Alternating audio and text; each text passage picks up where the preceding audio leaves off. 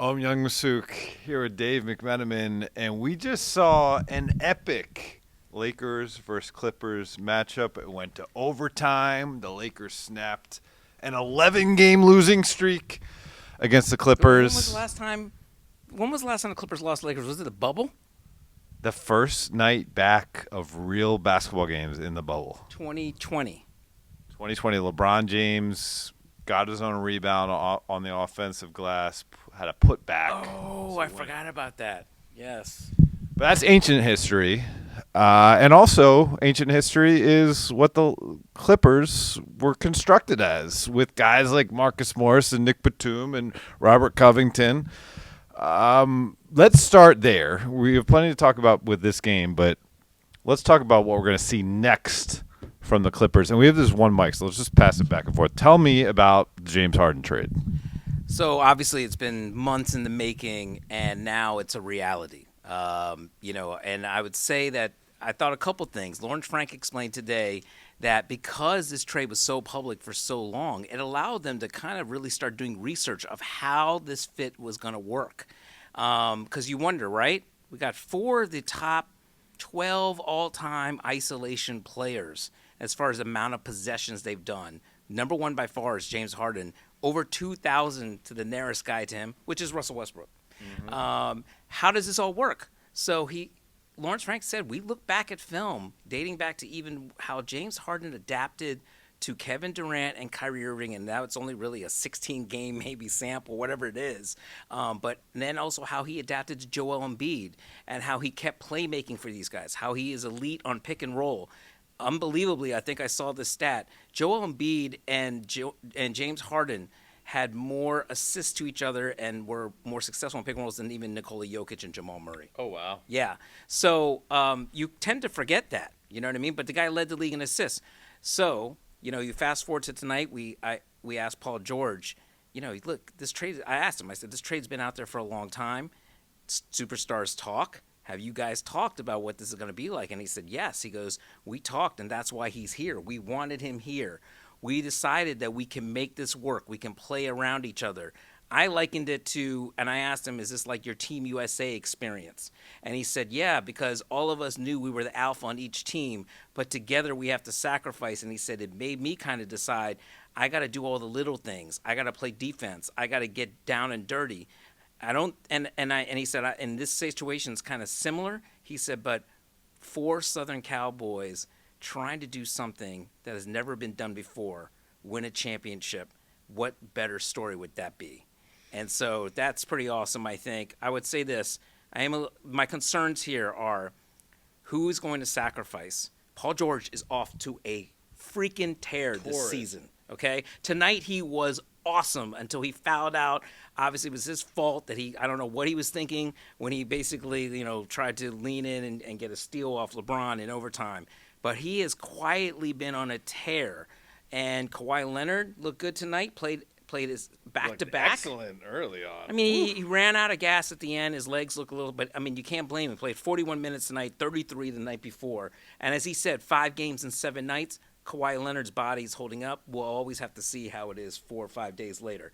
But to me, Russell Westbrook might be the guy that has to sacrifice the most. And he's off to a good start for the Clippers. But then you wonder, is this going to be able to work? They're going to kind of need Russell Westbrook maybe in that second unit. But you also don't want to lose him mentally because he's feeling good and playing good and happier, and that's showing in his game in the starting lineup. So I really wonder how it's going to work. What do you think, just looking from the outside? I think it's going to work because you have I'll take the mic. Thank you very much. You have the joint motivating factor of 4 guys in James, Kawhi, Paul, and Russ, who all want to be in Los Angeles, and they all want to get new contracts. And so in order – right, an extension to a new contract. Yeah. In order to do that, you got to win. So winning is the means to an end of staying in Los Angeles and making more money playing NBA professional basketball. I don't mean that they're not about the right things. Kawhi Leonard has 2 championships, 2-time final MVP. The other 3 guys all are waiting on that first ring, so there's a natural motivating factor there. But they will be able to look around the room at one another and say, you aren't doing what the team needs. And if you don't do that, it doesn't help any of the four of us get to where we want to be, which is continuing to keep this thing together, because it's make or break year for the Clippers. Yeah. I mean, they put – I think it was a reasonable deal. You know, you sacrifice a young piece like KJ Martin, but you get off the Marcus Morris money. Yeah, you take on the PJ Tucker money. Batum was a really good piece for them. Batum, obviously, value contract, culture piece, switchable defender, outside shooter, all that stuff. Yeah, that was a sacrifice there. But I think the picks was a reasonable amount of haul to give up for considering who James Harden is. But this is now or never. You know, you're talking about all sorts of changes this summer if they don't make a finals run with this team. You know, Kawhi actually has something interesting to say. He said it's going to take sacrifice, but it's also we have to have kind of a selfish mentality. And I looked at him, I was like, huh? And he said, meaning that we can't come in thinking this guy's going to win the game tonight and this guy's going to win the game tonight. We can't be looking over each other's shoulders thinking that we have to come in and try to actually – do what we've done to get here and play like a star to win games. We can't rely on this guy to do it every night. So I thought that was kind of interesting that he said that we kind of need a selfish attitude a little bit. Don't be passive, I think is what he's saying. And I kind of like Kawhi looks at things pretty different. I think he's a very technical guy, but I thought that was an interesting perspective. Ty Lue, I think this is fascinating for him. He's got 4 days to basically integrate Harden. It's a new minicamp for him, basically. That before his debut, Harden's debut is expected to be Madison Square Garden on Monday, so he's going to have 4 days kind of practice, watch film, things like that. He won't reveal who's starting, but he did give us we asked him, are you starting Russell Westbrook, James Harden, Paul George, and Kawhi Leonard? And he just said, I don't know. And so when he says, I don't know, it usually means yes. Oh, you think? Sometimes he just doesn't want to tell us. Okay, sure. Basically, but he had like a little smile on his face, and as a matter of fact, I think he has to start those 4 guys for now because I don't think you want to risk losing Russell Westbrook or anybody that's not going to start mentally, which would probably be Russell Westbrook or even maybe James Harden. But I think you try at the beginning to see what these 4 look like together. Okay. I mean, we'll see if he does that. To me, that's window dressing on getting towards what the ultimate form of your team should and will be, which is to not have Russ and James be on the court together. Yeah. So we'll see. I mean, it's not a bad way to start. PJ Tucker was asked what's going to make it different this time around between those 2 guys. How did they use that experience from Houston? PJ Tucker actually said, this is a different team, and this is a different stage of their lives, and also Kawhi and PG make things different. When you put those 2 with those other guys, I think what he was saying, reading between the lines, is it's not about those 2 guys being who's going to be the alpha now. You kind of know the alpha here is still going to be Kawhi Leonard. So, and I think that's what helps when it comes to these 4 trying to mesh together. Right. Now you're going to need to get Terrence Mann healthy, see how he fits into the mix. Basically, I think they have a strong 8 or 9 guys between Zubats and Plumlee, and Bones Highland factors in there somewhere. It's a lot to be encouraged about. But the Lakers got their number tonight. Yeah. LeBron James turned back the clock, turned up the clock by playing almost 43 minutes when he's supposed to be cutting down these minutes. Actually, through 5 games, LeBron James, who's supposed to be on 28 to 30 minute regimen per night, is averaging 35.6 minutes per game. What did he average last year? 35.5. So the minute limitation has had him increase his minutes. I bet you he loves it. This is what he wants. I mean, he loves it so long as he can move the way he's moving, mesh with the new teammates the way he's meshing, and impact winning. And his fourth quarter and overtime, I should say, are dynamite this season. Yeah. 10.2 points per game on 21 for 31 shooting. 68% for the 38-year-old man. But they need to save this. And this is kind of like my issue about the Lakers, especially that Phoenix game, is that while AD scored 13 in the fourth and outscored the Suns, I think 13-10, look at how his points came and when. LeBron was the guy that got them back into that game. He was the one that dominated the crux of that fourth. Right. We need AD to do that, I think, and LeBron's not going to be able to do that every night. Like, it's funny, the last 2 times I've seen LeBron play now was Game 4 against Denver, okay, which was epic, yeah. And then tonight, which, like, I'm telling you, I think LeBron's jumping higher somehow on certain plays. Like, tonight he got that block that was called goaltending, I think. I mean, it was above the rim. It was amazing. But I just worry. I'm just like, I want to see Anthony Davis kind of take over games in the fourth. His numbers are great. His numbers are great outside of that opening night game against Denver and Jokic. But I just want to see him be impactful with those numbers and take over games and then give LeBron, a chance to ease his way back into the season. But here's why, it's all interconnected, right? So they're leaning more on LeBron right now because they're missing 4 rotation players, yes. Or they were tonight at least. Late scratch for Taurean Prince, who went through pregame warmups. His knee didn't feel right. He's out. Gabe Vincent, knee swelling after the win against Orlando. He's out. Rui Hachimura misses a second straight game. Now goes into the concussion protocol after dealing with an eye contusion, we were originally told. He's out, and they've been missing Jared Vanderbilt all year. So while those guys are out, you give more minutes to LeBron, and you make sure you win. Lakers are 3-2. Yeah, and it could be worse. Through 5 games. You know how many games it took them to win 3 games last year? 13. So they're way ahead of the curve. They're not digging themselves a hole. When they dug that hole last year, they had to lean LeBron extra heavy at that point, the foot injury, whatever. We all know what happened last year. So I'm okay with it. I think the team's okay with it.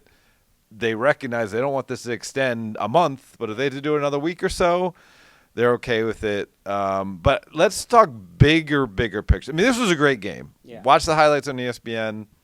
Maybe watch the whole thing because it'd be worth one of the more enjoyable regular season games. Clippers blew a 19-point lead, so for the Clippers, it's going to be an ugly game. But that fourth quarter and overtime was so much fun. It was back and forth, and it was like both teams were really going at it. But they blew a 19-point lead, but then they came back from down 9. Yeah. And look, I think we saw like the game started.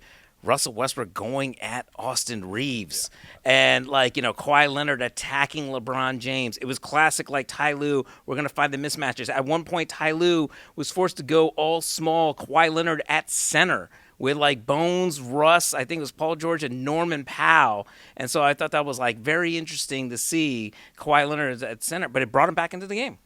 Yeah, and you saw various players on both teams making big plays. Austin Reeves has not played as well as he was playing down the stretch last year, and he was really looking good. Ask Norman Powell about that. Austin caught him on a cross. I think AD stepped on his foot when I saw the replay. Oh, is that right? Yeah, but it was still a nice play. And I think, look, when I remember at that time, I thought, this might be the play that changed things around for Austin Reeves this season. Yeah, he got a shot going. He was stat stuffing. He had a big steal on Kawhi Leonard late in overtime. Finds LeBron James an over-the-shoulder lob. LeBron finishes it looking like a 28-year-old, not a 38-year-old. But let's extrapolate. This was a great game. But let's extrapolate this 6 months from now. Yeah. Could we finally get the battle for LA in a consequential? Could this be a preview of the Western Conference Finals? No, because of the Denver Nuggets and Nikola Jokic. We'll have something to say about that. And I still think they're the best team, not just in the Western Conference, but in the NBA. In the NBA? Yeah, I mean, look, I know Boston. Boston's 155 tonight. I know Boston's a juggernaut, but I'm still going to go with the best player in the NBA, and I still think the Denver Nuggets have the best starting 5, which you told me about last year. Yeah, I did. So I will give you credit about that. I'll give you the mic because you gave me that credit. There you go.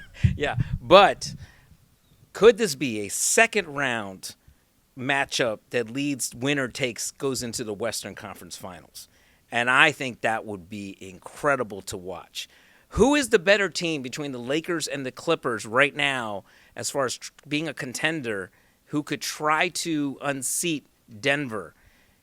I don't know, man. I picked the Lakers at the beginning of the season to be in the Western Conference Finals and lose to the Denver Nuggets. But now with the Clippers with James Harden And Ty Lue is the one guy that I think can make this all work. I know it's going to be hard. I know there's going to be a lot of sacrifice, but I do believe Ty Lue can make this work. And you know James Harden's going to be on his best behavior. You know he's going to try to make this work. You know Russell Westbrook's going to try and make this work. And clearly Kawhi and Paul George. Because the Clippers view this as like, I'm not going to say it's their last dance or last run. I think they still are thinking Kawhi Leonard and Paul George will be there next year as they go into the new building. But they want to certainly maximize their window, and they feel they're doing it with James Harden. I don't know. Tonight, had they had James Harden, man, and tonight kind of felt like a playoff game at times. Oh, okay, yeah, it was a great we'll say that atmosphere. felt like a playoff game. Like James Harden pulls that game out tonight for them. That's what I think. What was the quote, Ty Lue? Was there a moment that you felt like while you were watching the game and you could have used James Harden, and his response was? 53 minutes. 53 minutes a moment. Oh, 53 minutes he thought about putting the beard in. Yeah. And there were so many times I was envisioning, what would it be like if they had James Harden right here? What would it be like? Because, so many times when this matchup happens with Lakers, I find myself looking at LeBron when things are going bad for them, and I see LeBron trying his ass off, and then it's like Kawhi Leonard's attacking him and scoring. Paul George is now coming from here. Norman Powell scoring over here. Russell Westbrook's having a good game. And sometimes I think LeBron's probably thinking, what do I got to do to beat this team? Before tonight, he had lost 8 straight times, 8 regular season games to the Clippers. That is the most he's ever lost straight amount to one team. Any team? Yes. I did not know that. So you're probably thinking like LeBron's thinking, what do I have to do to get over the hump? And now he's got James Harden to deal with. I remember thinking about that. So, man, I don't know, Dave. I'm gonna still. I picked the Lakers to get to the Western Conference Finals, and the Clippers usually when they get to the playoffs, bad things happen to them. So. I picked the Clippers to get to the finals. So I guess I got to go Clippers. Clippers offensively, I think can look tremendous, yes. Especially if they start running screen roll game with Plumlee and those other 3 and Paul and Kawhi and James and the spacing, and he can play vertical above the rim. And man, I think there's a ton of potential there.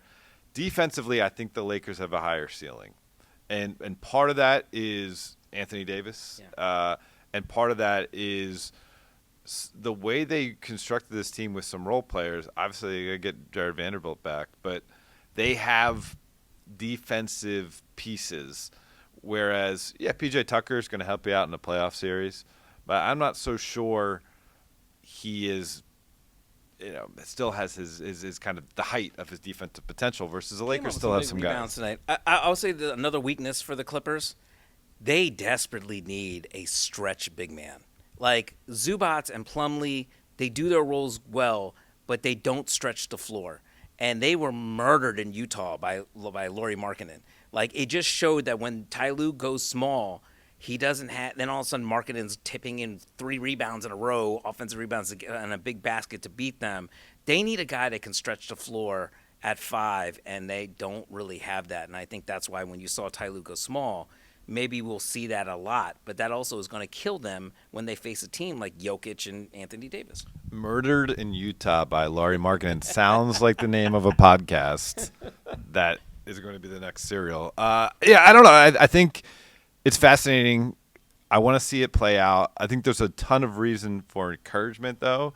If you're a Clipper fan, like this is – I don't get an uneasy feeling about it. I think they're going to take some time to figure it out. I think they're going to win a lot of basketball games. I think they're going to put up some big numbers and have fun doing it. And, I don't know. I think this adds a wrinkle to the season where we already had a lot of things that we're keeping our eye on. Like it's, Denver, Boston, Milwaukee. They're Golden State. I mean, those are the teams we're going to talk about right away. But then you're like, there's a kind of a flattening of the next 5 or 6 contenders where you could throw them all in a hat and say they're all there. The play-in tournament's I keep getting that wrong. The in-season tournament's about to start. And I just think there's just a lot of stuff that's making the NBA a nightly tune-in. Luka dropping 3 threes in the final minute the other night. Stuff Wemby's doing. The NBA last 2-minute report saying that Wemby and the Spurs had a clean steal on Kevin Durant. I don't know. It's some good stuff. Yeah, and then there's Phoenix. We haven't seen them. I mean, there's been a lot of significant injuries early this season, and people were like, "Oh, these guys are resting." They're not. They're hurt, and it's amazing. Guess who's healthy? The Clippers. I mean, yes, Terrence Mann is hurt, but the Clippers have stayed healthy with Paul George and Kawhi Leonard, and that's all you can ask for from their side. All right, well, we are past midnight. That means that today, Ohm is going to be covering the James Harden press conference, introductory presser for the Clippers. I'm going to be getting on a plane to Orlando to be with the Lakers on this road trip. But, yeah, we'll check in with you guys more throughout the season, especially when the Lakers and Clippers match up. And any parting thoughts, Ohm? I'm really hoping that we get to see these two teams play again in the playoffs, though, for real. Because when they do face each other, it's always good. And, yeah, I guess I don't like airplane miles or hotel points either. Just like Ohm, we'll just cover the series in our own apartments, sleep in our own beds, eat our own food. But I would make that sacrifice to get LeBron versus. I want the hotel points. Well, you just said you want to see them in the playoffs. I do, but I don't know. I mean, hopefully one makes it further and keeps going. Okay, all right. For Ohm, I'm Dave. Good to see you guys.